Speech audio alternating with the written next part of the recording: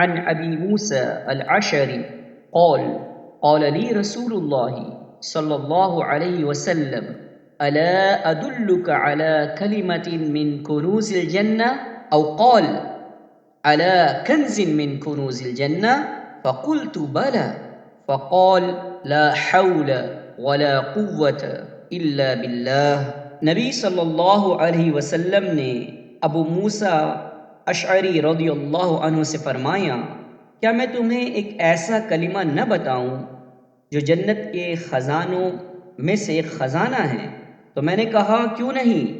آپ صلی اللہ علیہ وسلم نے فرمایا لا حول ولا قوت الا باللہ، نہیں کوئی برائی سے بچنے کی ہمت اور نہ نیکی کرنے کی قوت سوائے اللہ کی توفیق سے. تو اے ایمان والو، لا حول ولا قوت الا باللہ پڑھتے رہا کیجیے. صحیح بخاری 6610 یا 4205، صحیح مسلم 2704 یا 6862.